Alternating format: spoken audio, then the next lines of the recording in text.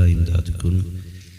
या शहीद करबला या दाफी करब बला गुल्लुखा शहजादे गुलगू कबा इमदाद कुन। गौसे आज़म बमने बेसरो सामा मददे क़िबले दी मददे काबे ईमा मददे बगिरदाबे बला उफ्ताद कश्ती मदद कुन मदद कुन मदद कुन या मुईनुद्दीन चिश्ती क़ादरी यमनारे या गौसे आज़म ज़नम दमज़ शेख अहमद रज़ा ख़ान क़ुत्ब आलमी ज़नम बलगल उला बिकमालिही कशफ़त दुजा बिजमालिही हसनत जमीअ ख़िसालिही सल्लु अलैहि व आलिही। करूँ तेरे नाम पे जाँ फिदा न बस एक जाँ तो जहाँ फिदा दो जहाँ से भी नहीं जी भरा करूँ क्या करोड़ों जहाँ नहीं। जिसको अपने नबी से जितनी मोहब्बत का दावा हो कोशिश करें उतनी आवाज़ के साथ रसूल और आले रसूल की बारगाह में दुरूद व सलाम की डालियाँ निछावर कर लें। पढ़ें बावाज़ बुलंद अल्लाहुम्मा सल्ली अला सय्यिदिना व शफ़ीइना व नबीना व मौलाना मुहम्मदिन बअदिल जूदी वल करम व आलिहि व अस्हाबिहि व बारिक व सल्लिम सलातुन व सलामुन अलैका या रसूलल्लाह सल्लल्लाहु तआला अलैहि वसल्लम। अज़ीज़ान मिल्लत इस्लामिया, शुरू से अब तक आपने नात व मनक़बत के मुबारक अशार समाअत की है। बेहतरीन गुफ्तगू भी आपने मौलाना हाशिम साहब से समाअत की। थोड़ी देर के लिए मैं भी हाजिर खिदमत हूँ नक़ीब अहले सुन्नत हज़रत हाफ़िज़ क़ारी मौलाना महराज रज़ा बरकाती साहब और शायर अहले सुन्नत भाई शमीम रज़ा साहब क़िबला, इन तमाम तर लोगों से नात व मनक़बत और गुफ्तगू समाअत की है। अल्लाह रब्बुल इज़्ज़त हम सबको हक़ बोलने, हक़ सुनने और हक़ पर अमल करने की तौफ़ीक़ अता फ़रमाए। आज की ये महफ़िल भाई हाफिज़ बिलाल साहब के वालिद मरहूम के इसाले सवाब की नज़र से नीयत से सजाई गई है। अल्लाह रब्बुल इज़्ज़त आज की महफ़िल के सदक़े में मरहूम की मग़फ़िरत फ़रमाए। अल्लाह का शुक्र एहसान है, उसने हमें और आपको सुन्नी बरेलवी बनाया है और हम हुजूर से मोहब्बत करने वाले लोग हैं। ये हम लोग जो अक्सर मिलाद महफिल ये जो सजाते हैं ये एक खाली रस्म नहीं है, ये बड़ी बरकत की महफिलें होती हैं, बड़ी बाबरकत महफिलें होती हैं। अल्लाह इन महफिलों के सदक़े में हमारे मरहूमीन की मग़फ़िरत फरमा देता है और ये सुन्नियों का मुक़द्दर है। हमारे यहाँ मैयत होती है तब भी हुजूर की महफिल सजती है और अल्लाह बेटों को जवान कर दे और सेहरे पहना दे तब भी हम हुजूर की मिलाद किया करते हैं। इसलिए कि हम सुन्नियों का अपना नज़रिया और अपना अक़ीदा यह है कि मरने की तरफ देख न जीने की तरफ देख, जब चोट लगे दिल को मदीने की तरफ देख। हमें तो हर हाल में हुजूर का मदीना याद आता है। हम लोगों का अक़ीदा यह है कि हमारी खुशियाँ भी हुजूर के कदमों से शुरू होती हैं और हमारे गमों का इलाज भी हुजूर के मदीने से मिला करता है। इसलिए हम अपनी खुशी में भी हुजूर की महफिल सजाते हैं और अपने गम में भी हुजूर की महफिल सजाते हैं। फरमाया गया कि जब जहां पे भी हुजूर की महफिल सजती है अल्लाह उस जमीन को जन्नत की क्यारी बना देता है उतने वक्त के लिए जब तक वहां पे हुजूर के जिक्र या हुजूर की बातें होती है। और खाली जमीन अच्छी नहीं होती है, अल्लाह के फरिश्ते भी आते हैं, अपने परों का साया करते हैं। जब वापस जाते हैं ना और अल्लाह की बारगाह में वापसी हाजिरी होती है तो जिन फरिश्तों के पास से गुजरते हैं ना वो उनसे रोक के पूछते हैं बताओ कहाँ गए थे। वो कहते हैं तुम्हें क्या पता। वो क्यों पूछा। वो कहते हैं तुम्हारे बदन से ऐसी खुशबू आ रही है कि हमने ऐसी खुशबू कभी पहले नहीं सूंघी थी। तो फरिश्ते कहते हैं हम जमीन पे गए थे और वहां मदीने वाले की बातें हो रही थी। ये जो खुशबू है ना उनकी महफिल की खुशबू है। ये बड़ी बाबरकत महफिल है। फिर रब की बारगाह में हाजिरी होती है। हम सुन्नियों का अक़ीदा यह है कि हमारे नबी गैब जानते हैं। बोलो है कि नहीं। हमारे नबी गैब जानते हैं। हम यहां बैठे हैं, हुजूर चाहें तो यहां चल के आ सकते हैं, और अगर वो आना मुनासिब ना समझे तो लेटे लेटे अपने मजार से यहां तक देख सकते हैं। हम कोई प्रेशर, कोई दबाव नहीं देते कि महफिल से जिए तो वो जरूर आएंगे। वो खादिम नहीं है, वो आका है, और आका मातहत नहीं होता है, आका खुद में हाकिम होता है। उनकी मर्जी है, वो चाहे तो आ जाए और वो चाहे तो वहां लेटे लेटे मुलाहिजा फरमा ले। उनकी अपनी मर्जी है। अलबत्ता इतना हम तो जानते हैं, आज भी हुजूर किसी गली से गुजरते हैं ना, तो हुजूर की खुशबू से वो गलियां महक जाया करती हैं। हाँ, तो हुजूर अगर चाहे तो आ सकते हैं, और अगर वो ना आना चाहे तो लेटे लेटे वहां से मुलाहिजा फरमा सकते हैं। मेरे महबूब ने फरमाया, अगर कोई मुझ पे दिल से दुरूद पढ़ता है तो अपने कानों से सुनता हूं, और अगर बेदिली से कोई दुरूद पढ़ता है तो फरिश्ते ला के मुझे उसका दुरूद सुनाया करते हैं। इसलिए मैं अक्सर कहता हूं कि वल्लाह वो सुन लेंगे, फरियाद को पहुंचेंगे। इतना भी तो हो कोई जो आह करे दिल से। अपने हुजूर की जब भी बातें करें या सुने तो वहां दिल को हाजिर रखा करें। ये नहीं कि हाफिज बिलाल साहब और इनके पांचों भाई हम नहीं जाएंगे तो क्या कहेंगे, हम तो गए थे वो नहीं आए, हमारे अब्बा के 40वें में नहीं आए। नहीं, इनके लिए नहीं आना है, हमें अपने नबी के लिए आना है। और सिर्फ यही नहीं, जहां भी लगे कि हुजूर की महफिल सजी है और आपके पास वक्त है तो फिर जाया करो। फिर इंतजार नहीं कि कोई दावत देगा, नोतेगा, रोटी खिलाएगा फिर जाएंगे। अरे यार, टुकड़े खाने तो कुत्ते भी चले जाते हैं, तू आया तो क्या आया यार? रोटी खा के उसका हक अदा करने आया तो क्या आया? टुकड़े खा के तो कुत्ते भी हक अदा करते। तू तो इंसान है और हुजूर का उम्मती है। कोई दावत दे ना दे, कोई बुलाए या ना बुलाए, महफिल हुजूर की है तो दौड़ के जाया करो। कोई पूछे तुझे तो बुलाया भी नहीं था, क्या पीछे हट जा, महफिल हुजूर की है और हम आशिक हैं हुजूर के। जब शमा जलती है तो परवानों को दावत नहीं दी जाया करती है। जाया फिर तो दीवाने खुद तड़प के जाया करते। और ये आदत हमारी हुजूर देखते, हुजूर देखते। तो जब भी हुजूर की बातें होना फिर दिल से होनी चाहिए, दिल से होनी चाहिए। अल्लाह का शुक्र है उसने हमें और आपको सुन्नी बरेलवी बनाया। कई लोगों को यह भी खुजली हो जाती है, बरेलवी किधर से लग जाता है। तो अगर किसी के जहन में यह कीड़ा हो तो इसे साफ कर लें। याद रखिएगा, कोविड वैक्सीन जानते हैं ना, जानते हैं कब लग रही थी? जब कोरोना था। जब मैं मोटी बात समझा रहा हूं, किताबों के दलाइल अगर मैं मंतिक और फलसफे के हिसाब से दूं तो शायद आपकी खोपड़ी के ऊपर उड़ जाएगा। मैं वो बात बता रहा हूं जो सबकी समझ में आ जाए। वैक्सीन कब लग रही थी? जब कोरोना था। जब से कोरोना गया वैक्सीन आई, तज़किरा कहीं हो रहा है, कोई खरीद रहा है, कोई बेच रहा है? नहीं ना। कोरोना से पहले वैक्सीन थी, कोविड नहीं थी ना। स्टेज वाले भी बोल रहे हैं तो मेहंदी नहीं छूटेगी फोटो की आपकी। हाँ, वैसे आप अगर एहतिकाफ की नियत करके बैठे तो तुम भी बड़ी बरकत महफिल रहेगी। तो उससे पहले कोविड थी, वैक्सीन नहीं थी ना। कब आई? जब कोरोना आया। और कब खत्म हो गई? जब कोरोना खत्म हो गया। मसलक के आला हजरत कब लगा? जब वहाबियत ने जन्म लिया और इमाम अहमद रजा ने मुंह तोड़ जवाब दिया, तभी तो मसलक के आला हजरत का नारा लगा। उससे पहले मुजद्दिद अल्फसानी कब? जब अकबर ने दीन इलाही का ऐलान किया, तब मेरे रब ने मुजद्दिद अल्फसानी को पैदा फरमाया। और जब तक अकबर का सितम चलता रहा, मुजद्दिद अल्फसानी का कलम चलता रहा। जब जब उसकी फिक्र अंगड़ाई लेती रही, तब तब मुजद्दिद अल्फसानी का जिक्र अंगड़ाई लेता रहा। और जब वहाबियत ने जन्म लिया और जब नबी को अपने जैसा कहा गया, नबी को मर के मिट्टी में मिलने वाला कहा गया माज़अल्लाह, तब बरेली की जमीन पर इमाम अहमद रजा ने जन्म लिया। और याद रखिएगा, जब जब वहाबियत अंगड़ाई लेगी तब तब इमाम अहमद रजा का तज़किरा होगा।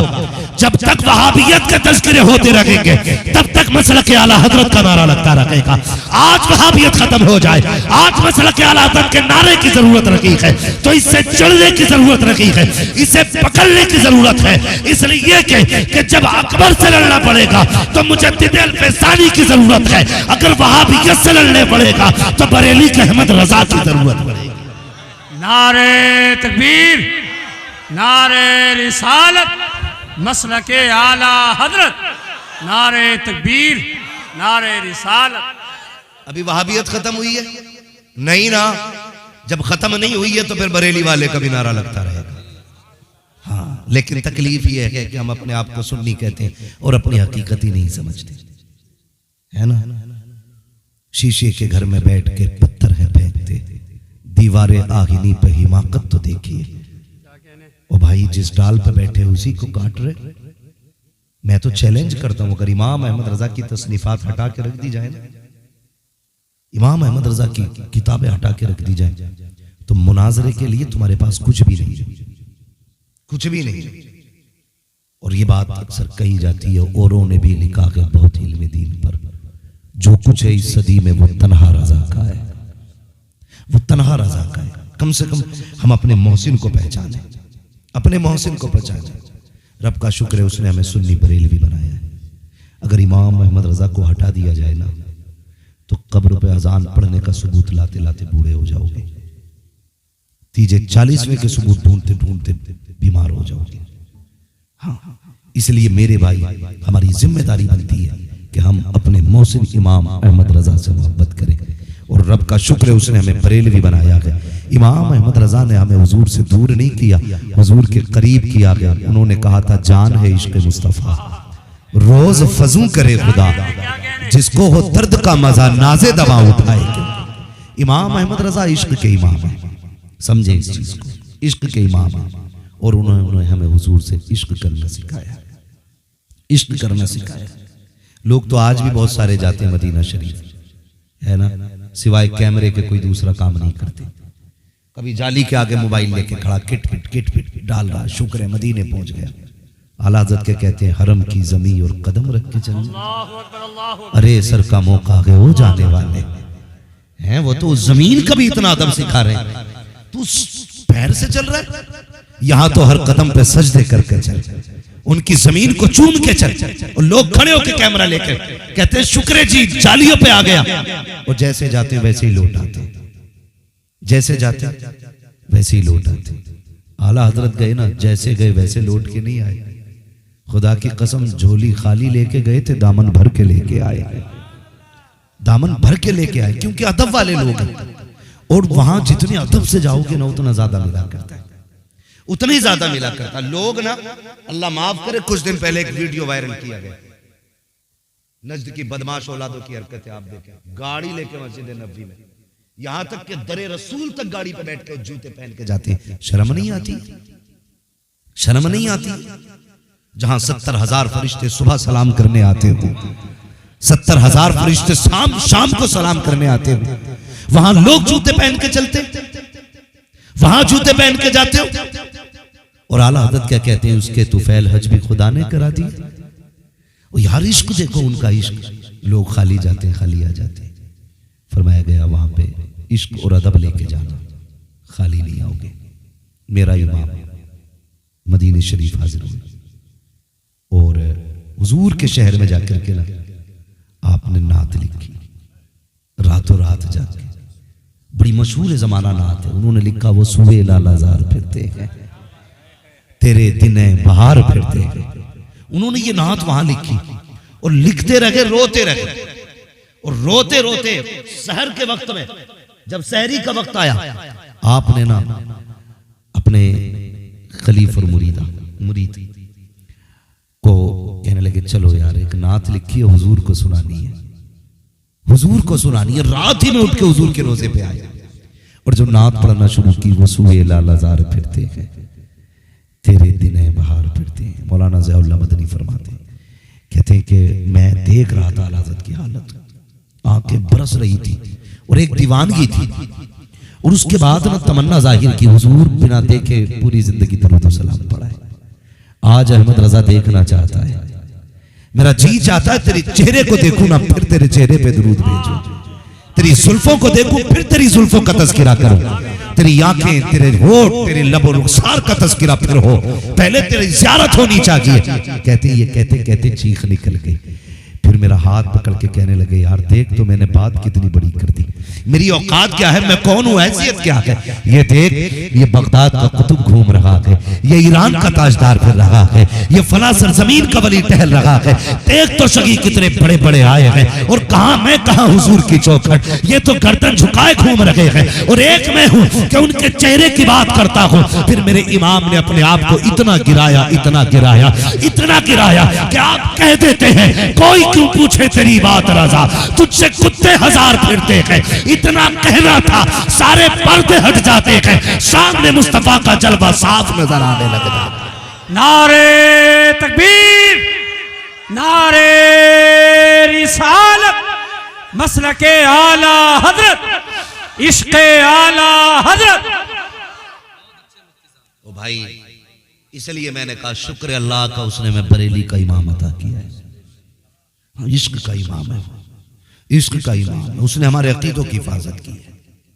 अल्लाह तौफीक देना। वैसे तो अब आमतौर पे लोग ना 10-10 हज़ार 20-20 हज़ार एक इलाके से लोग उम्रे पे जा रहे हैं। अल्लाह ले जाए ना किसी को मुकद्दर से हुजूर के रोजे पे, तो फिर अदब करना, अदब करना। ये देखना कहाँ खड़े हो, कभी ख्वाब में भी नहीं सोचा था हमारे कदम इस जमीन तक आएंगे, सोचा भी नहीं होगा।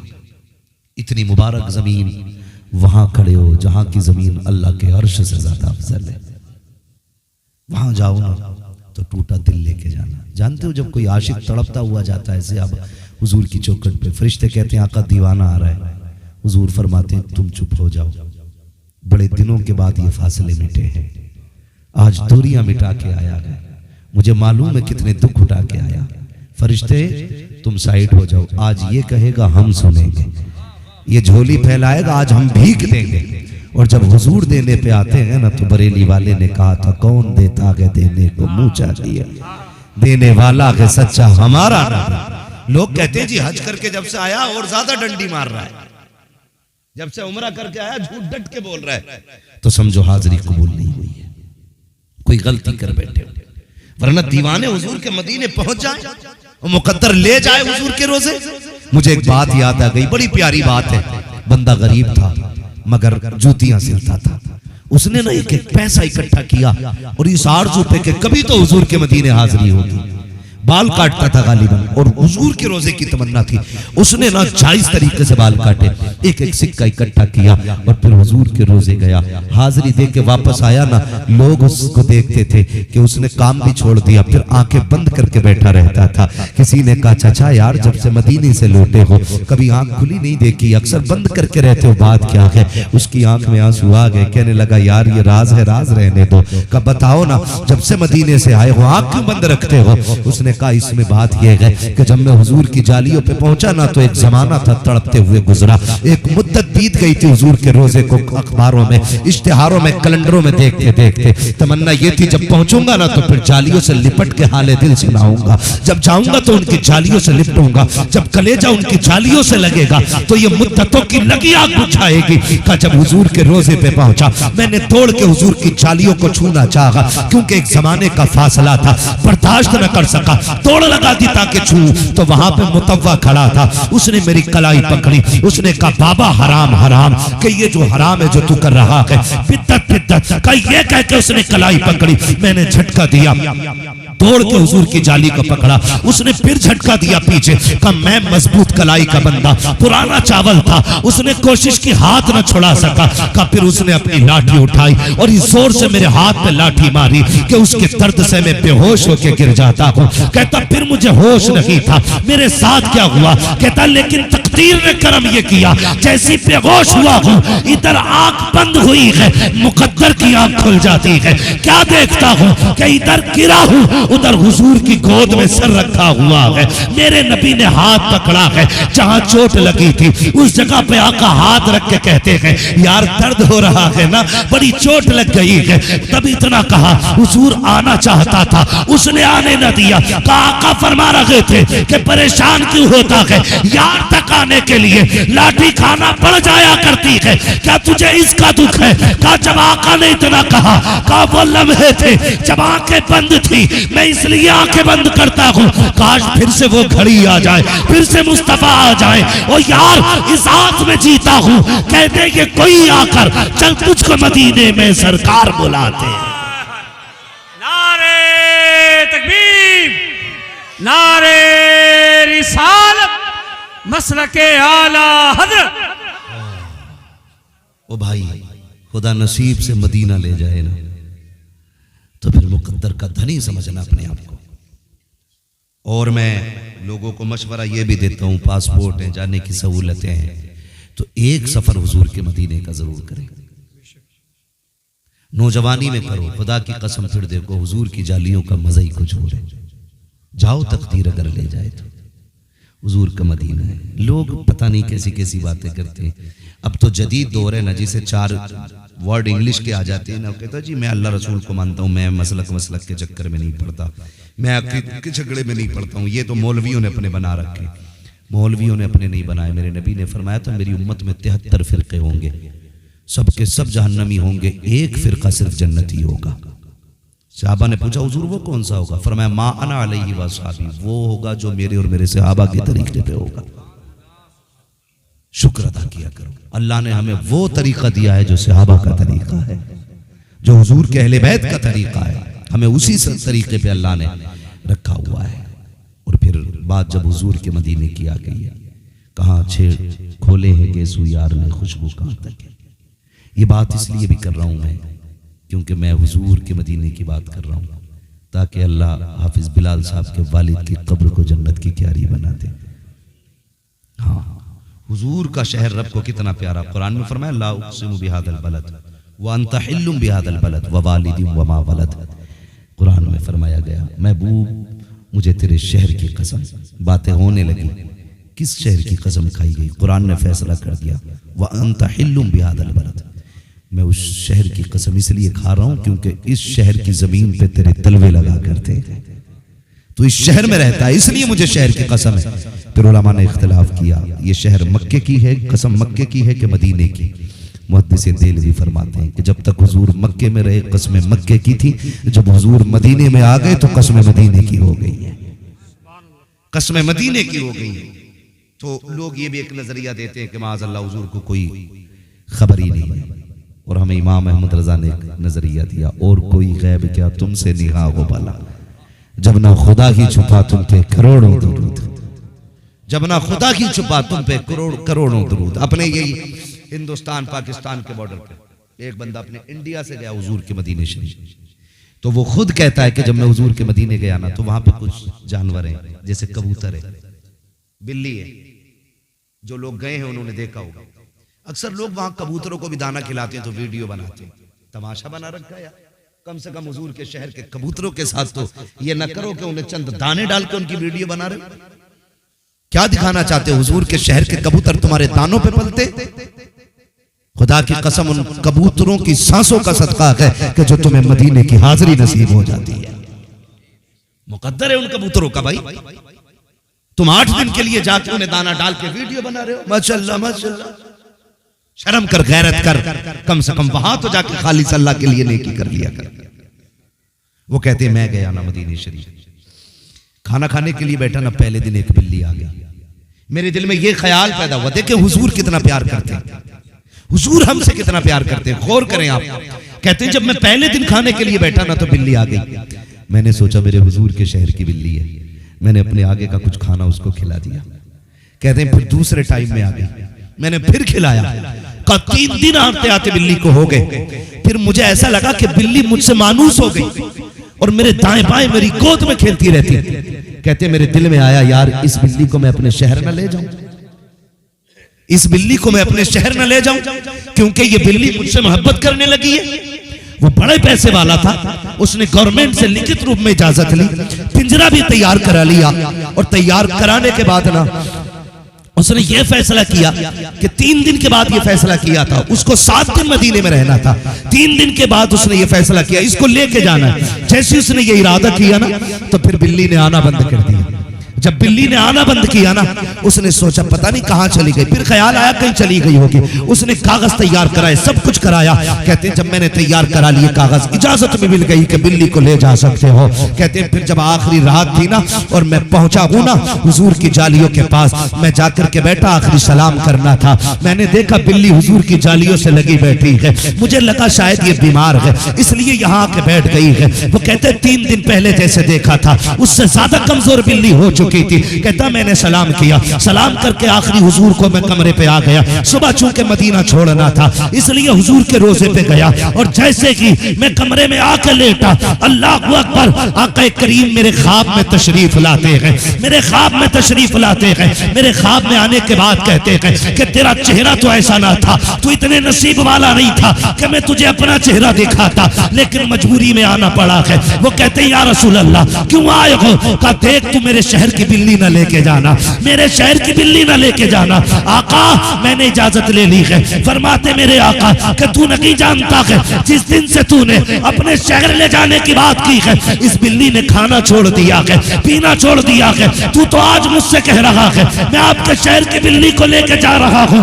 तुझे पता है कि 3 दिन से रो रो के कहती है महबूब तेरी चौखट से नहीं जाना है, तेरे कदमों से नहीं जाना है। या रसूल अल्लाह मरना गवारा है, जुदाई गवारा नहीं है। और यार बता तो सकी जिसे जानवर इतने प्यारे हैं उसे कलमा पढ़ने वाले उम्मती कितने प्यारे हो।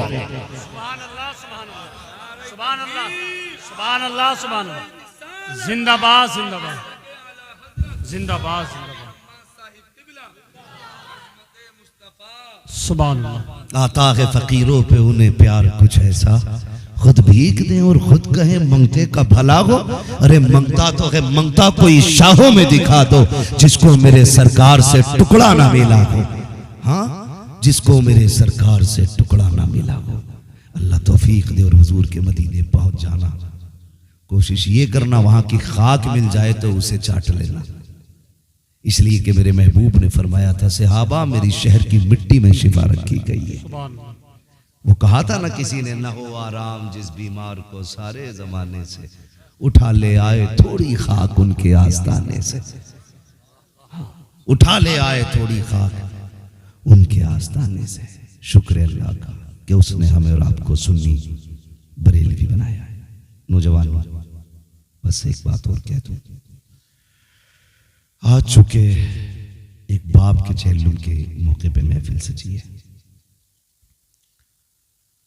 बाप औलाद की जिंदगी में इतना बड़ा किरदार होता है, इतना बड़ा किरदार होता है कि उसके इंतकाल के बाद ऐसा लगता है जैसे सर से आसमान हट गया। जमीन तंग हो गई है। बेटा कितनी दौलत वाला हो, सरवत वाला हो, शान और शौकत वाला हो, बाप जब चला जाता है ना तो फिर बेटे कुछ नहीं रहते, बेटे कुछ नहीं रहते।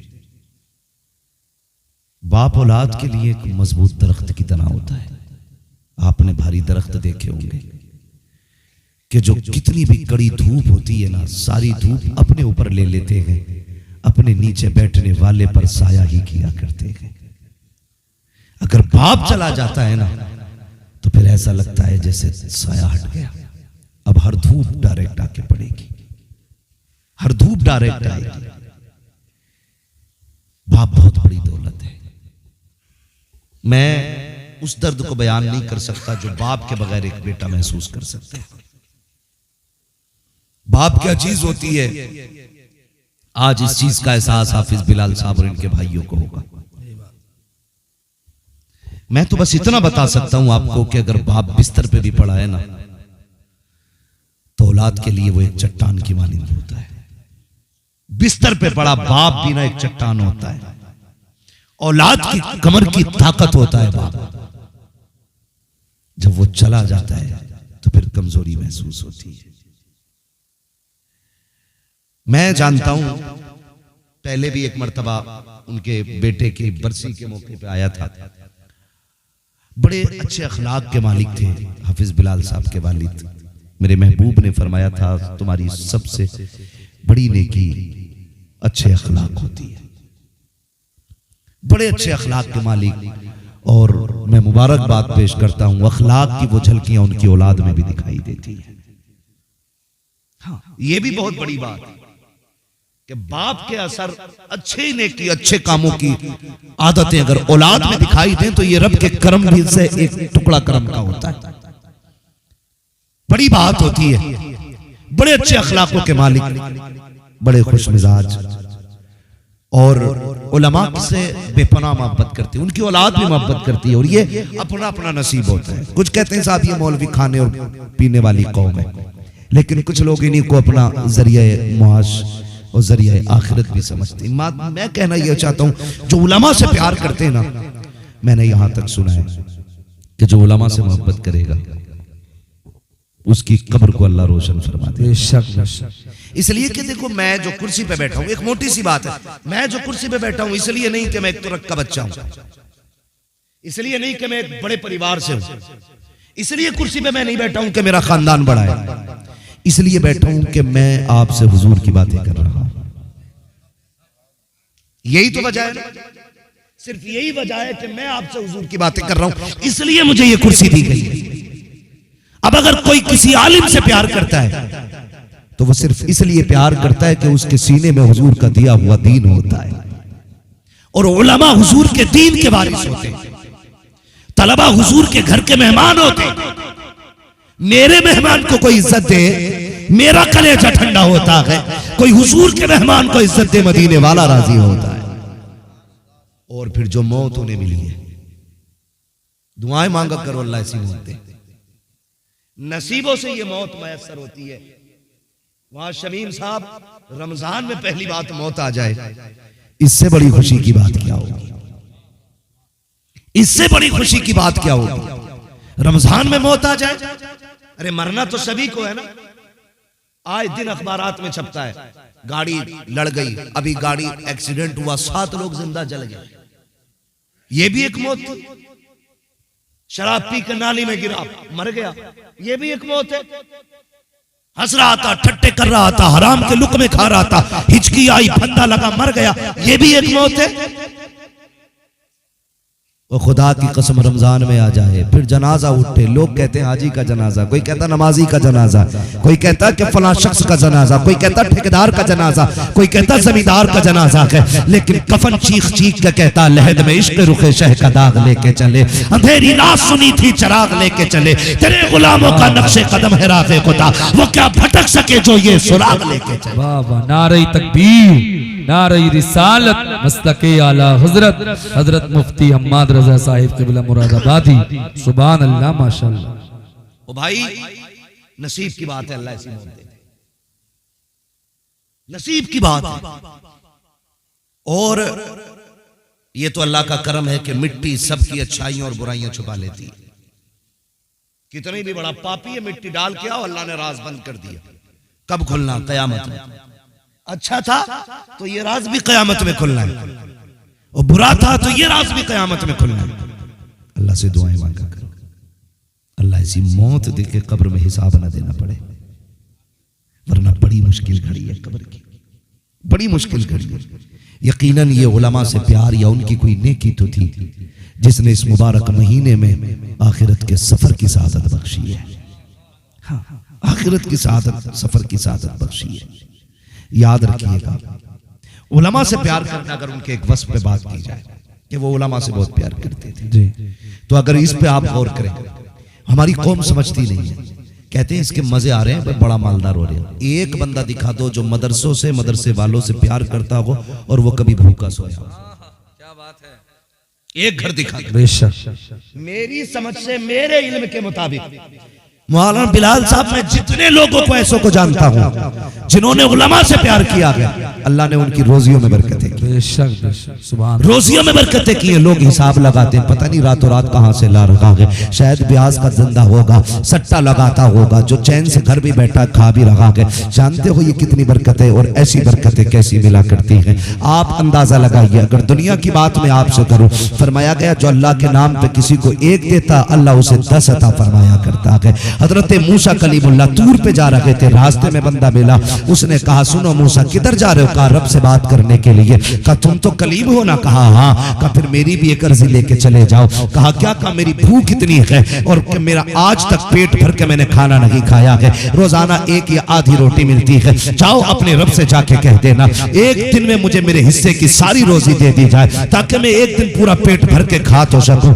ये तो एहसास हो जाए कि भरा पेट क्या होता है। हजरत मूसा कलीमुल्लाह गए, मालिक तेरा वो बंदा भूखा रहता है, वो ये कह रहा है जितनी मेरे नसीब में रोटियां लिखी है इकट्ठी एक दिन दे दी जाए, ताकि मैं पेट भर के खा सकूं, उसके बाद भूखा मरना गवारा है। रब से मूसा ने कहा, रब ने एक दिन में उसको सारा रिस्क दे दिया, उसने पेट भर के खाया, जो बचा सारा खुदा की राह में खर्च कर दिया। उसने 10 दिया, अल्लाह ने फिर उसको 100 अता फरमा दी। उसने उससे 10 खाई, फिर उसने 90 खर्च कर दी, फिर अल्लाह ने उसका 10 गुना अता किया। कुछ दिन के बाद मूसा कलीमुल्लाह का गुजर हुआ। जब गुजर होता है देखा दरवाजे पे भीड़ लगी है, कहते मालिक ये क्या मामला है? उसके हिस्से का सारा रिस्क दे दिया गया था, अब उसके दरवाजे पे भीड़ कैसी? रब फरमाता है मूसा बड़ा चालाक बंदा है, मैंने उसको जितना दिया उसने कुछ खा करके उसका जो बाकी था मेरे नाम पे दे दिया, और मेरा वादा है जो एक देता है मैं उसे 10 देता हूँ। का वो बढ़ाता गया, मैं भी बढ़ाता गया। का मालिक कब तक देगा? का जब तक वो देता रहेगा मैं 10 गुना उसको बढ़ा के ज्यादा देता रहा। नारे तकबीर, नारे रिसालत, मसलके आला हजरत अजमत मुस्तफ़ा मुफ्ती हम्माद रजा साहिब क़िबला मुरादाबादी। सुभान अल्लाह। ये कंडीशन है हमारी। और कहते जी तौहीद बयान करो, तुझे आती है तौहीद? अल्लाह पे भरोसा तेरा बता कितना पक्का है, वो बताओ ना हमें। रब की जात पे कितना भरोसा करते हैं हम? फसल अगर अच्छी हो जाती है ना लहला के, जब निकल के आता कहता अल्लाह का शुक्र है, जमी आई और बड़ी हुई, करम है अल्लाह का भाई है। वो क्या कहते हैं जब वो बाल आदने लगती है तो उसको क्या गोफा बोलते हैं, गमोंदा क्या बोलते हैं उसको? है गमोंदा। गमोंदा कहते हैं अल्लाह का शुक्र है बड़ा अच्छा लग रहा खेत। और जब फल पूरी बाल निकल आती है ना, लोग कहते हैं यार प्रधान बड़ा खेत बढ़िया, मेहनत लगी है। भूल गया रब को। आप कह रहे तुझे पता कौन सी डाई डाली थी? रात दिन पानी लगाया। हाँ कह रहा भूत बन गया खेत पे खड़ा खड़ा, जब तुमने इतना कहा था कि ये डाई का कमाल है, ये खाद का कमाल है, यूरिया का कमाल है, एमपीटीपीए इन चीजों का कमाल है, दवाई का कमाल है। रब नाराज हुआ, उसने कहा तुझे क्या लगता है बाल आ गई है तो मैं बदल नहीं सकता?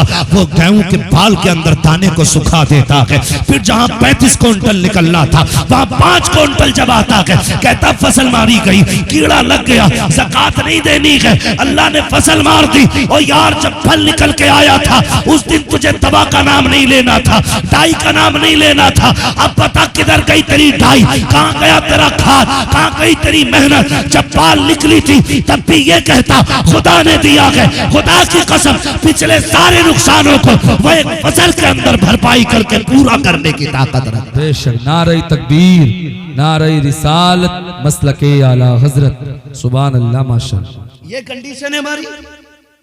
उलमा से प्यार कतई नहीं और करेंगे भी नहीं, इन्हें नहीं देना। मौलवी साहब ने फोन कर दिया मदरसे के साहब गल्ला 3 बोरी लिख लो। 3 बोरी लिखी तो उस टाइम 2100 था गेहूं, उठाने में 8 दिन लेट हो गए, गेहूं का रेट हो गया 2800।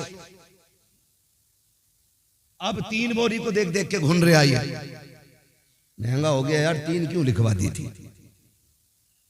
फिर कह रहा मौलाना यार एक ही ले जाओ। रेट बढ़ गया, नियत बदल गई, नियत बदल गई हमारी रेट बढ़ते ही। और फिर 1 रख ली, 2 रख ली, 1 दे दी। फिर अल्लाह ने एक फोड़ा निकाला, हॉस्पिटल में डाल दिया, 7 फसलों का एक डॉक्टर को दिलवा दिया, हो गया सीधा। फिर कह रहा अल्लाह ही मालिक, अल्लाह ही मालिक, अब भी मत क्या। ओ भाई अपने रब की जात पर भरोसा रखो। उसने कहा तुम हमें एक दो, हम तुम्हें 10 देंगे। ये उनकी एक आदत थी। और याद रखिएगा, ये तो दुनिया का फायदा है और आखिरत का फायदा देखे, आखिरत का फायदा देखे। उलमा की बात छोड़िए, बहुत बड़ी जात होती है उलमा की। उलमा की वो जमात है जिनके लिए समंदर में मछलियां दुआएं करती हैं, वरना जितने दुश्मन होते हैं ना उलमा के, ये एक कदम नहीं चल पाए, एक दिन जिंदा नहीं रह पाए। लेकिन दुश्मनों से ज्यादा अल्लाह की मखलूक इनके हक में दुआएं किया करती है। ये सच्चाई है, बड़ी बात है। वो एक शख्स ना बच्चे को मदरसे लेके आया पढ़ाने के लिए। बच्चा छोटा था, मदरसे पहुंचे तो मदरसे वालों ने कहा कि भाई खाने का खर्चा मदरसा नहीं उठा पाएगा, हमारा कोटा फुल हो गया, कोटा फुल हो गया। अल्लाह तौफीक देना, एक बेटे को हाफिज जरूर बनाना, एक बेटे को हाफिज जरूर बनाना। आप कहेंगे क्यों? याद रखिएगा, कम से कम घर में एक बेटे का हाफिज होना तुम्हारे लिए जन्नत का टिकट बन जाएगा।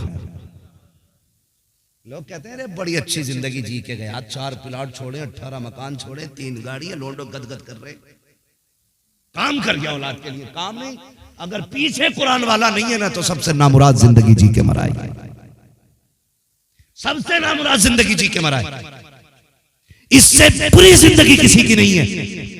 इसने दुनिया का इंतजाम तो किया, कब्र का कुछ ना कर सका। इससे बुरी जिंदगी किसकी होगी? किसकी होगी जिंदगी जिसने कब्र का कोई इंतजाम ना किया हो। ओ भाई, वो बच्चे को लेके आए, बड़ा आशिक था कुरान का बंदा। उसने कहा जी हुजूर रख लेना। कहा नहीं, खाना नहीं मिलेगा। तो कहने लगे सुने, जब आपके मदरसे के बच्चे खा लिया करें तो कुछ सूखे टुकड़े तो फेंकेंगे ना, कुछ सब्जी या चावल तो गिरेंगे। कहा कि जो बचा कुछ गिरा हुआ हो ना, वही मेरे बच्चे को खिला दिया करना, लेकिन मेरे बच्चे को कुरान जरूर पढ़ाया जाए। बाप ये कह के छोड़ आया। और जब लौट आया ना, 3 दिन गुजरे थे, अल्लाह ने इंतजाम किया। एक बढ़िया औरत आई, लाठी टेकते हुए आके कहने लगी मौलाना कोई बच्चा मिलेगा? कहा क्यों? कहा मैं घर में अकेली रहती हूँ, कोई है नहीं खाने वाला, मेरा भी दिल नहीं लगता है, एक बच्चा मुझे दे दो ताकि वो मेरे साथ खाना खा लिया करे। उस्ताद ने उसी बच्चे के चेहरे की तरफ देखा, कहने लगे माँ ये बच्चा चलेगा? माँ ने कहा चल बेटे, हाथ पकड़ा। कहने लगी मैं तुझे अपना घर दिखा देती हूँ। बेटे मैं बूढ़ी हूँ, आ नहीं सकती हूँ, मेरे लाल दोनों टाइम तुझे खाना खाने आना पड़ेगा। बच्चे को घर दिखाया। फिर क्या था, बुढ़िया माँ को बच्चे वाला पेट, माँ वाला प्यार देती थी, बच्चे को रोज तू खाना खिलाती। लेकिन जानते हो कमाल क्या था उस औरत का? कमाल ये था, जब पहली रोटी निकल के आती थी ना तवे से, चूल्हे से निकलती तो उसे अलग रखती, कहती ये मेरी हाफिज जी बेटे के लिए है, ये मेरे हाफिज बेटे के लिए है। उसके बाद बाकी रोटी अपने लिए निकाल के रखती। वो आता उसके साथ बैठ के पहली रोटी उसको खिलाती, फिर बाद वाली रोटियां खुद खाया करती थी। एक वक्त गुजरता चला गया, ये बच्चा पढ़ता रहा। फिर वो दौर भी आया कि इस बच्चे का कुरान मुकम्मल हुआ। जब सूरे नास की आखिरी आयत तिलावत कर रहा था, आखिरी आयत तिलावत की मुकम्मल हुई, उसके बाद उठ के जाने लगा। उस्ताद ने कहा ठहर बेटे, किधर जा रहा है? देख तेरा बाप यहाँ बैठा है, भाई यहाँ, रिश्तेदार यहाँ है, तू किधर जा रहा है? उसने कहा आज मैं उसे खुशखबरी देने जा रहा हूँ जिसने साल भर मुझे अपने हाथ की पकी रोटी खिलाई थी, जिसने पेट माँ वाला प्यार दिया था, जिसके चूल्हे की पहली रोटी मेरे लिए थी। आज उसे खुशखबरी देने जा रहा हूँ। तारीख गवाह है, बच्चे ने उठा और दौड़ लगाई, उस बूढ़ी के मकान की तरफ गया जहाँ रोज रोटी खाने जाता था। आज जाके देखता है दरवाजे पे भीड़ लगी है, लोग उसका चेहरा देखते हैं। इसने कहा बात क्या है? कहा बेटे तू खाना खाने आया होगा, लेकिन अफसोस जो तुझे रोटी खिलाती थी आज उसका इंतकाल हो गया है, आज वो दुनिया से चली गई है। इतना सुनना चीख निकल जाती है। वापस लौटा, किसी ने कलाई पकड़ी, किसी ने कहा मेरे घर खा ले। उसने कहा यार मैं रोटी खाने नहीं आया था, आज उसकी रोटियों का सिला देने आया था। कहा कहना क्या चाहते हो? कहा आज मैं सबसे पहले अपने कुरान की तकमील की खुशखबरी उसे देने के लिए आया था जिसने अपनी रोटियां खिला के मुझे पढ़ाया था। रोते रोते पलट गया, चेहरा उतरा हुआ देखा। उस्ताद ने कहा था बेटे पता तो सही क्या हो गया? कहा हजरत जी जो मुझे बेटा कह के आवाज देती रही, पहली रोटी रोटी खिलाती रखी, आज वो दुनिया में नहीं रखी है। मेरी चाहत ये थी कि पहली खुशखबरी मैं उस माँ को जाके दूं, पहली मुबारकबाद वो मुझे दे, लेकिन वो जा चुकी है। रोते रोते सोया, सुबह हो जाती है। अब गलियों में बातें हो रही है। कोई कहता था कि मैंने उस खातून को जन्नत में देखा है, दूसरे ने कहा मैंने देखा है, तीसरे ने कहा मैंने देखा है। ये बातें हुई, एक कहने लगा यार मैंने तो बात भी की थी। मैंने उससे पूछा बता तुझे जन्नत कैसे मिल गई? उसने मुस्कुरा के कहा कि तुम जन्नत की वजह पूछते हो, मैं कुरान वाले को अपने चूल्हे की पहली रोटी खिलाती रखी, इसी के सदके में रब ने मुझे जन्नत अता फरमा दी। सुभान अल्लाह। नारे तकबीर, नारे रिसालत, मसलके आला हजरत, अजमत मुस्तफ़ा, अजमत कुरान, ख्वाजा का हिंदुस्तान, हजरत मुफ्ती हम्माद रजा मुरादाबादी, उलमाए अहले सुन्नत। सुभान अल्लाह। इनकी निस्बतें बड़ी काम आती है, बड़ी काम आती है। अल्लाह तौफीक दे तो लग जाना इस काम में, और एक बेटे को कुरान वाला जरूर बनाना है। मैं तो मुबारकबाद पेश करता हूँ, बड़े अक्लमंद थे हाफिज बिलाल साहब के वालिद। एक बेटे को कुरान भी दे के गए, कुरान भी दे के गए। और बेटों से भी गुजारिश करूंगा, एक बाप कितनी मेहनत से औलाद को पढ़ाता है, कितनी मेहनत से पढ़ाता है। याद होगा ना, हमें सभी को याद होगा, हम छोटे थे, हमने कहा अब्बा मेला जाना है, कंधे पे बैठा के 3-3 किलोमीटर अब्बा मेले लेके जाते थे। आज साइकिल मोटरसाइकिल होते हुए हम बाप को नहीं बिठा सकते। 3-3 किलोमीटर दूर बाप कंधे पे बैठा के लेके जाता, चल बेटे। और एक बार उसने नहीं कहा था मैं थक गया उतर जा, एक बार उसने नहीं कहा उतर जा। हम जानते हैं और ये भी जानते होंगे और सारे उलमा जानते हैं, हमने जब जब मदरसे से अपने बाप को खर्चे के लिए फोन किया ना, उसने जेब झाड़ के नहीं दिखाई, उसने कहा तू पढ़, पैसे हम देंगे। वो कहां से लाया ये वो जानता है, कैसे किया ये वो जानता है, सिर्फ इसलिए ताकि मेरी औलाद को कुरान आ जाए। ये सोच के बेटों पे मेहनत की बाप ने।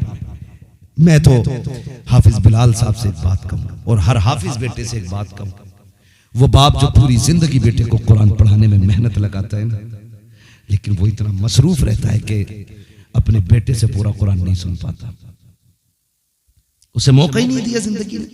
बच्चों के खर्चे, घर की जरूरतें कभी उसे चैन से लेटने नहीं देती। जब वो लेटने लगा तो फिर हम घर से बाहर निकल गए, इतना मौका ही नहीं मिला। कभी हम बाप से कहते अब्बा जो कुरान तूने पढ़ाया ना आज सुन ले। ओ भाई ये मौका बिस्तर पे नहीं मिलेगा। बाप कब्रिस्तान चला जाए ना, दुनिया मिट्टी डाल के आ जाए तो तुम्हें लौट के नहीं आना है। कहना अब्बा आज तू भी फुर्सत में गए, तेरा बेटा भी फुर्सत में गए। जिस दिन के लिए तूने कुरान पढ़ाया था ना, आज तेरा बेटा तुझे कुरान पढ़ के सुनाएगा। मैं तो कहता हूँ खुदा की कसम, इस दिन के लिए बाप बेटों को कुरान पढ़ाता है, इस दिन के लिए बच्चों को कुरान पढ़ाया जाता है। बैठ फिर बाप की कब्र पे अलहम्द से लेके वन्नास तक पढ़ता चला जा। कब्र की जितनी मुश्किलें होंगी सारी आसान होती चली जाएगी। मैं तो दावे के साथ कहता हूँ, अगर बेटा बाप को कुरान सुनाएगा, खुदा की कसम एक एक आयत के सदके में खुदा तेरे बाप की कब्र पे इतनी रहमतें बरसाएगा, टूट के बाद में आएगा। अल्लाह तेरे बाप की कब्र को जन्नत पहले बना डाले। वाह वाह, नारे तकबीर, नारे रिसालत, अज़मत मुस्तफ़ा, अज़मत कुरान। आज उन्हें काम आया कुरान पढ़ाना, आज उनके काम आ गया। सुनाओ फिर एक दिन बैठ के अब्बा को कुरान।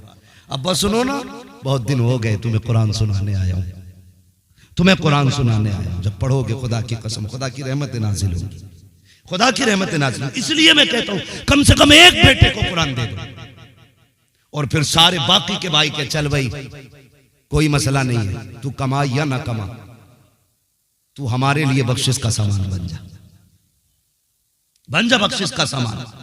तेरा कितना खर्चा हम उठाएंगे, तुझे बस कुरान पढ़ पढ़ के सुनाना। जब तक जिंदा रहे घर में कुरान पढ़, जब चले जाएं तो कब्रों पे कुरान सुनाने आना। कहो ये इनसे और ये आपके काम आएंगे। इसलिए मेरी गुजारिश है, एक बेटे को कुरान जरूर पढ़ा लीजिए ताकि आखिरत का सामान बन जाए, वरना बड़ी बेबसी है, बड़ी बेबसी है। कितना दुख होता होगा उस बाप को कब्र में लेटते वक्त जब उसके बेटे को मिनहा खलकनाकुम व फीहा नुईदुकुम पढ़ना नहीं आता होगा। कितना दुख होता होगा जनाजे में लेटे हुए उस बाप को जिसके बेटे को अल्लाहुम्मा ग़फ़िर लिहय्यिना व मय्यितिना व शाहिदिना व गायबिना कहना नहीं आता होगा। वो तड़पता होगा जनाजे में, काश आज मौका मिल जाता उठने का, मैं गिरबान पकड़ के पूछता इस दिन के लिए पाला था मैंने। मजा तो तब है जनाजे में बाप लेटा हो, मुसल्ले पे बेटा खड़ा हो, इसके हाथ उठते हो, वो कहता हो वाह मालिक मेरी मेहनत रंग ले आई है, मेरा बेटा मुसल्ले पे आ गया है। और हम तो ये कहते हैं शाहिद, जो दर्द बाप के लिए बेटे के सीने में होगा वो पीर के सीने में मुरीद का दर्द नहीं होगा, उस्ताद के सीने में शागिर्द का दर्द नहीं होगा, शागिर्द के सीने में उस्ताद का दर्द नहीं होगा। मजा तो तब है जब मुसल्ले पे बेटा खड़ा हो, जनाजे में बाप लेटा हो, और ये जब नियत बांधने के लिए आए, इसे बाप की कुर्बानियां याद आए, बाप की मेहनतें याद आए, ये आंखों में आंसू भर के कहे मालिक बख्श दे इसे। ये वो लेटा है जिसने कुरान की उजरत नहीं मांगी, ये वो लेटा है जिसने तालीम का बदला नहीं लिया। आज मैं रो के कहता हूं इसे बख्श दे, वो इतना करीम है तेरी भीगी पलकों को देखेगा, आंसू गिरने से पहले तेरे बाप की मगफिरत फरमा देगा। और बाप बेटे का रिश्ता बड़ा गहरा, ये याद रखिए, मरने के बाद भी नहीं टूटता है, मरने के बाद भी नहीं टूटता है। अल्लाह आपको सलामत रखे। तो जाते रहना बाप की कब्र में। हर भाई की जिम्मेदारी, अगर जो यहां रहता है वो हर जुमे को बाप की बारगाह में हाजिरी दे। वक्त है तो अपनी सुबह का आगाज बाप की कब्र से करना।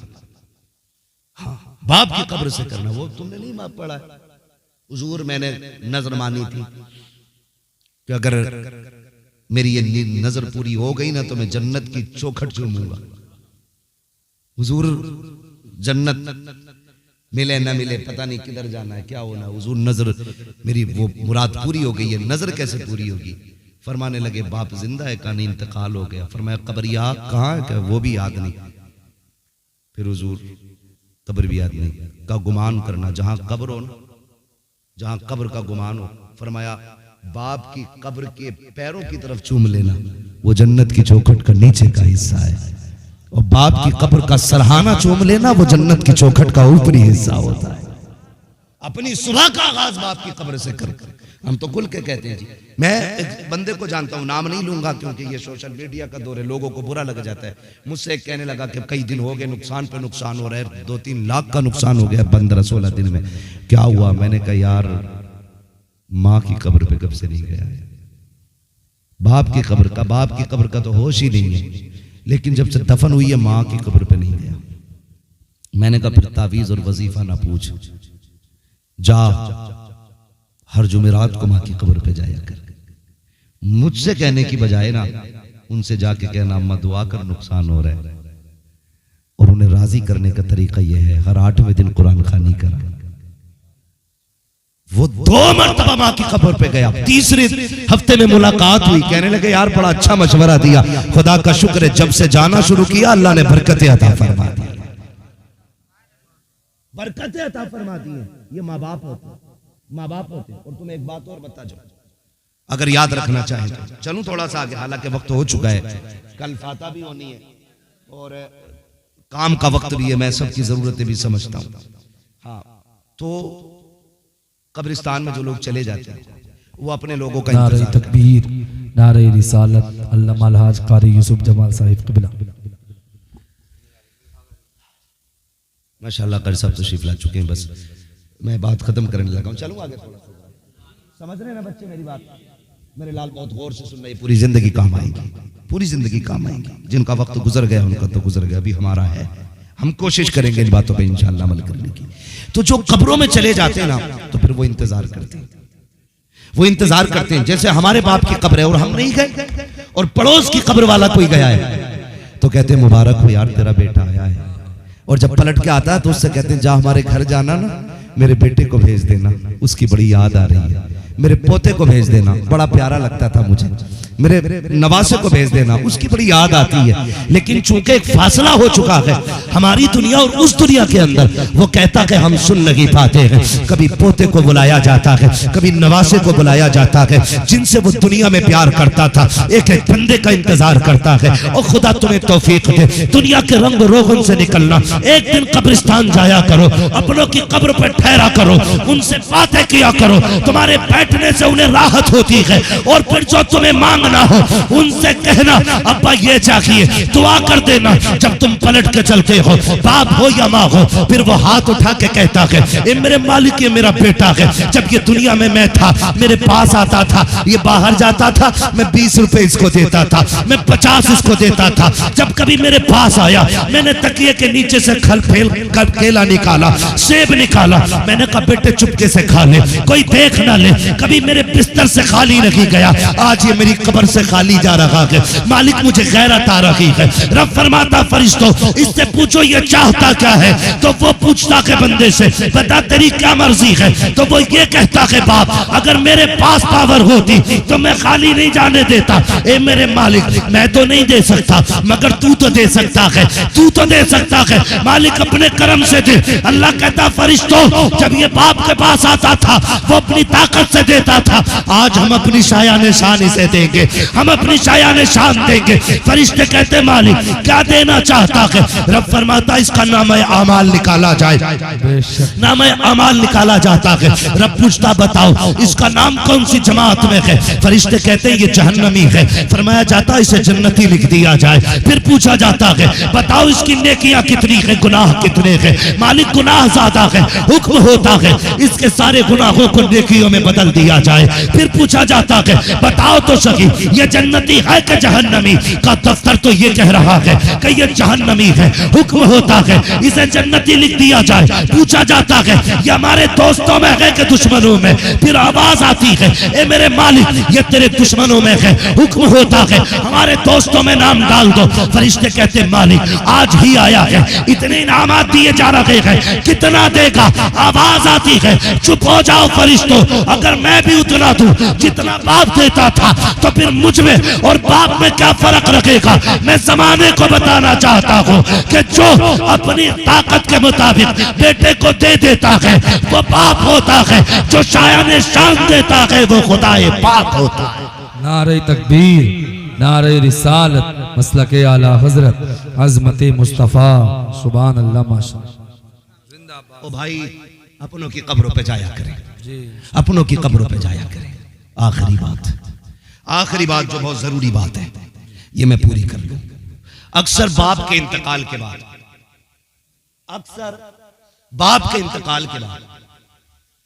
बाप यूं समझे एक जड़ है। क्या है बोले थक गए पीछे वाले लोग, मजबूरी में तो कोई नहीं बैठा ना। ऐसा तो नहीं है कि ये कुर्सी हटेंगी तब बिस्तर लगेगा तभी लेटने मिलेगा। मजबूरी में तो कोई नहीं बैठा ना, बोलो यार, वरना सलाम पढ़ लो, कोई मसला नहीं। बोले जरा, मजबूरी में तो नहीं बैठे। चलूं मैं आगे। बाप एक जड़ की तरह होता है। जब बाप इंतकाल कर जाता है ना तो फिर टहनियां बिखर जाती है। जब तक बाप मौजूद रहता है ना फिर औलाद एक दरख्त से जुड़ी हुई शाखों की तरह होती है, और जब बाप चला जाता है तो वही शाखें बिखरे हुए पत्तों की मानिंद हो जाती है। मैं सारे भाइयों से गुजारिश करूंगा, बाप गया है तो ये चमन बिखरना नहीं चाहिए, ये मोहब्बतें टूटनी नहीं चाहिए, दूरियां नहीं बढ़नी चाहिए। दौलत, जायदाद, पैसा ये अपनों के सामने कुछ भी नहीं होता है। ये अपनों के सामने कुछ भी नहीं होता है। अगर किसी का भी कोई काम है और एक कमजोर है तो सारे भाई साथ लग के काम करें। लोग कहते हैं जी मौलाना मैंने अपने अब्बा के 40वें पना 50 डेगे बनवाई थी, बड़ा लोग खा के गया, बड़े लोगों ने खाया, बड़े लोगों ने खाया। अच्छी बात है, अच्छी बात है गरीबों को खिलाना, कुरान वालों को खिलाना अच्छी बात है, लेकिन अमीरों को खिलाना अच्छी बात है। नोत के खिलाना ये कतई नाजायज बात है। दावत के तौर पे वलीमे की तरह दावतें देना ये कतई गलत बात है। ये मसला क्या हज़रत में मैं आपको बता रहा हूं, मैं जो बात कह रहा हूं वो समझे। ये ठीक है कि आप गरीब को 4 देके 5 देके खिलाएं, लेकिन तुम्हें क्या लगता है अब्बा खाली बिरयानी खिलाने से राजी होगा? खुदा की कसम तुम्हारी बिरयानी खिलाने से अब्बा इतना राजी नहीं होगा जितना सगे भाई को अपने प्लेट में अपने साथ खिलाने से अब्बा कब्र में राजी होगा। ये असल होता है। जो बेटों को वो छोड़ के गया है वो इस बात से राजी नहीं होगा हर बेटा अलग अपना भगोना बनाए। वो इस बात से राजी होगा मेरे सारे बेटे एक न एक दिन साल में एक जगह बैठ के एक साथ रोटी खाया करें। ये चीज बाप को सबसे ज्यादा राजी करेगी। इस पे ध्यान सभी को देना, यहां से लेके पीछे तक पूरा मसला। बाप के इंतकाल के बाद भगोनों में इतनी खुशी नहीं बाप की जितनी परिवार के इकट्ठा होने में खुशी होती। दूसरी बात इसी की बात जो एक बात की इसी का अगला हिस्सा में बयान कर, बाप के इंतकाल के बाद बहनें मोहताज नहीं होनी चाहिए। बहनें मोहताज नहीं होनी चाहिए। मुझे नहीं मालूम है कि आपकी बहनें हैं कि नहीं है ना? माशाल्लाह अल्लाह ने 3 बहनें और 5 भाई अभी सलामत है। अल्लाह हाजी साहब के इस पूरे परिवार को सलामत रखे, इस चमन को अल्लाह शादो आबाद रखे। तो मैं एक बात सभी से कह रहा हूं, ये नहीं मैं बिलाल साहब से या इनके भाइयों से, मैं सारे हुजूर की उम्मत के नौजवानों से जो यहां बैठ के सुन रहे हैं उनसे भी, और जो सोशल मीडिया के जरिए हिंदुस्तान दुनिया में कहीं भी सुनते, मैं सभी से ये कह रहा हूं भाई बाप के इंतकाल के बाद ना बहनों को लावारिस नहीं बनाना है, लावारिस नहीं बनाना। अक्सर लोग कहते हैं जब बाप चला जाता है तो बेटियों का महका उजड़ जाता है, लेकिन हमें ये मिसाल बदल देनी है, बदल देनी है। जिस भाई को भी पता चले बहन आ रही है उसकी जिम्मेदारी है वो याद रख के जब बहन आती थी तो अब्बा कहां जाके खड़ा होता था, जब बहन आती थी तो मेरा बाप कहां खड़ा होता था। अगर तुम्हारा बाप यहां से निकल कर रोड पे जाता था तो दौड़ के रोड पे पहुंच जाओ, अगर वो बस स्टैंड पे जाता था तुम बाइक उठा के वहां चले जाओ, उसको देख के मुंह ना बिगाड़ना, ऐसे चेहरे से इस्तकबाल करना कि तुम्हारे चेहरे के अंदर उसे बाप का चेहरा दिखाई दे जाए। खुदा की कसम वो तेरे लुकमे खा के राजी नहीं होगी, तेरे चेहरे में बाप का चेहरा देख के मुस्कुराने लग जाए। असल काम ये करना है, असल काम ये करना। और आपके दरवाजे पे आपकी बहन राजी हो गई ना तो कब्र में सिर्फ बाप राजी नहीं होगा, मदीने में रसूल पाक भी राजी होंगे, खुदाए पाक भी राजी होगा। तो ये जिम्मेदारी वाले काम जो सबसे ज्यादा हमारी कौम के अंदर तबाही फैला रखेगा। अल्लाह तौफीक दे, परिवार को बिगड़ने नहीं देना है, बिखरने नहीं देना है, मोहब्बतें बांटनी है, एक दूसरे से प्यार करें, एक दूसरे से मोहब्बत करें। माँ बाप बड़ी दौलत है, इसकी कद्र करें। अगर माँ बाप पे बात करता तो और भी कई घंटे चाहिए थे। बस एक यूं समझ लें, मेरे हुजूर अपने चचा के साथ चल रहे थे ना, तो हुजूर के चचा हुजूर के अदब में पीछे थे। हुजूर ने कलाई पकड़ के कहा, चचा मेरे पीछे ना चला करो, तुम मेरे पीछे चलते हो तो लगता है कि मैं अपने बाप के आगे चल रहा हूँ। चचा ने कहा, या रसूल अल्लाह ऐसे क्यों? कहने लगे, लोग कहते हैं तुम्हारा चेहरा मेरे बाप के चेहरे से मिलता है। हुजूर ने चचा की इतनी इज्जत की है, चचा की हुजूर ने इतनी इज्जत की। जिसने चचा को इतना एहतराम दिया हो, अगर बाप उसका तौर पाता तो वो बाप को कितनी इज्जत देता। अब हम सब की जिम्मेदारी बनती है अपने माँ बाप की इज्जत करें, कद्र करें। फरमाया गया, वक़ज़ा रब्बुका अल्ला तअबुदू इल्ला इय्याहु व बिल वालिदैनि ihसाना। तुम्हारे रब ने फैसला फरमा दिया कि तुम्हें इबादत सिर्फ अल्लाह की करनी है, और इबादत के बाद जो सबसे पहला काम करना है वो अपने माँ बाप के साथ उसने सलूक करना है, अपने माँ बाप के साथ उसने सलूक करना। गोया मशीयत का इरादा ये, पूरी रात खड़े होकर इबादत करो, लेकिन सुबह को तुमने बाप को घूर के देख लिया, मैं तेरे सजदे तेरे मुंह पे मार दूंगा।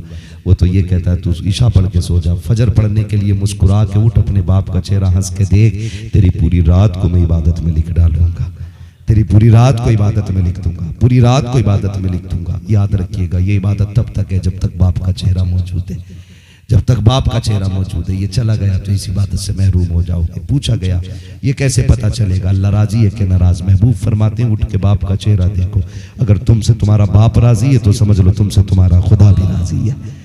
फरमाया, अगर बाप नाराज है तो समझ जाओ खुदा भी नाराज है। खुदा की नाराजगी का पता बाप की नाराजगी से चलता है, खुदा की रजा का पता बाप की रजा से चलता है।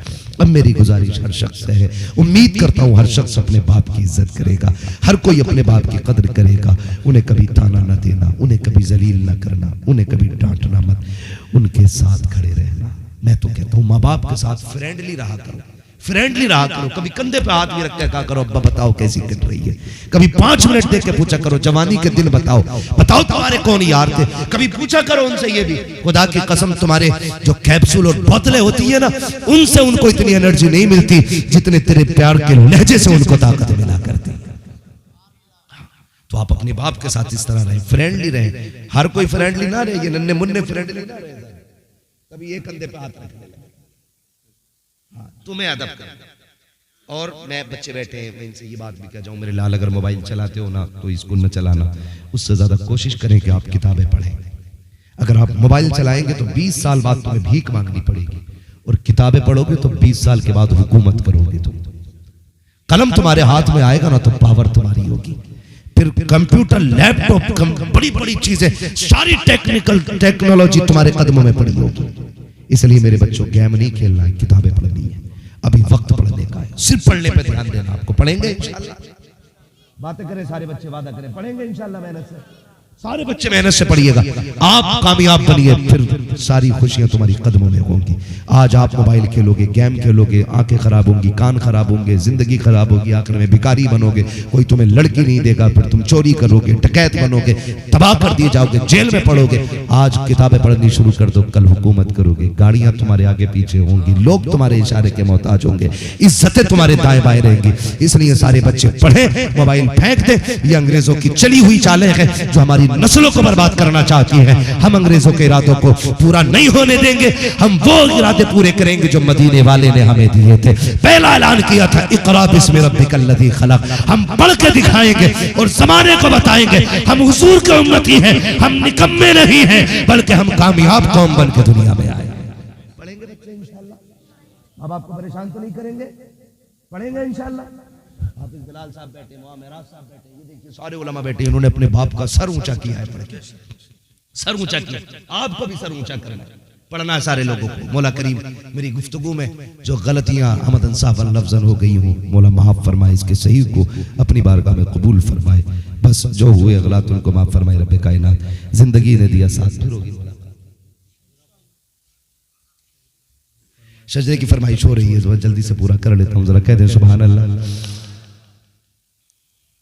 बोल दें जरा सुभान अल्लाह।